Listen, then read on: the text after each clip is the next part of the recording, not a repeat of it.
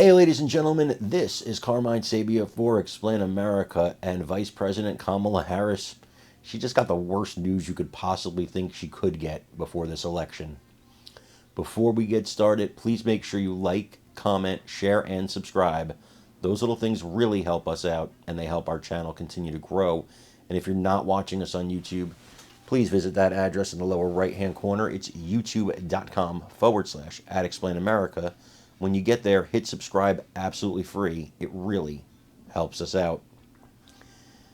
One of the worst things you could say to Vice President Kamala Harris right now is, you're worse than Joe Biden. You're worse than President Joe Biden, who I believe has been an epic and complete failure. But that's what was just said to her in this brutal takedown video that I happen to agree with 100%. This woman differs from President Biden in some significant ways, and in some significant ways, she's the same. How are they the same? Well, they're both puppets. They're both tools of the Democrat Party establishment. They both follow orders, and they both, will ruin this country. Both believe in open borders, although they claim they don't. So these people, they're a negative force for this country. Here's how they differ. Biden actually has a grasp of what's going on, at least when he's cognizant of the different policy positions and what they would lead to. But Kamala Harris seems to have no such knowledge. She just creates these run-on sentences where you don't know what she's going to say next. It sounds like she doesn't know what she's talking about because she doesn't. And she's trying to opine about some of the most important issues, not only in our country, but in our time and in our world. And she wants to lead us with no veritable clue of what's going on or what she's trying to lead.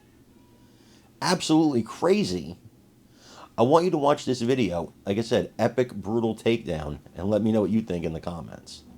She can read teleprompters. But is this really that convincing? Today she sounded like she was doing her best Liz Cheney. Let's go to war impersonation.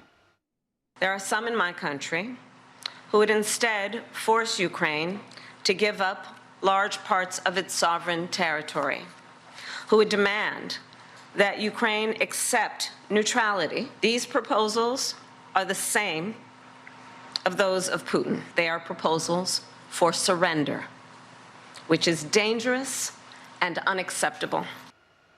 Yes, and I found my earring. All right, in other words, if Kamala wins, we're going to war with Russia, period, full stop. If she sat down with an interview with any competent person in 5 minutes, I think he or she could force her into a corner, saying, Madam Vice President, if it's clear that Ukraine has no real chance of prevailing against Putin, as it increasingly looks like, do you intend to escalate the conflict, even if that means putting American soldiers at risk in a war with Russia? Yes or no, ma'am? On all of these issues, she is far worse than Biden. At least Biden had his own views on issues like foreign policy. And remember, he slow-walked the shipment of F-16s over to Zelensky. Her language today, though, was far more bellicose than Biden's ever was. And that's just because she's a puppet of the War Caucus. She doesn't care if we go to war with Russia or not. So we'll see where things end up on election night. But right now, it seems the Democrats' trade of Biden for Kamala was a really, really dumb move. She's just as cringeworthy on camera as he is. She can't explain her own economic policy, and now she's running on a war with Russia platform. This was not political genius by Pelosi and company, and it may have been political suicide. And that's the angle. Joining me now is Kevin McCarthy, former Speaker of the House. Speaker McCarthy, great to see you tonight. She's also now trying to run on a I'm tough on the border platform. I'm sensing real desperation sinking in her camp. How do you see things tonight? I think if you look holistically at her career, she's in real trouble. Because every time she has a regular length campaign, she collapses. Remember, she started out very strong running for president and never could make it to Iowa.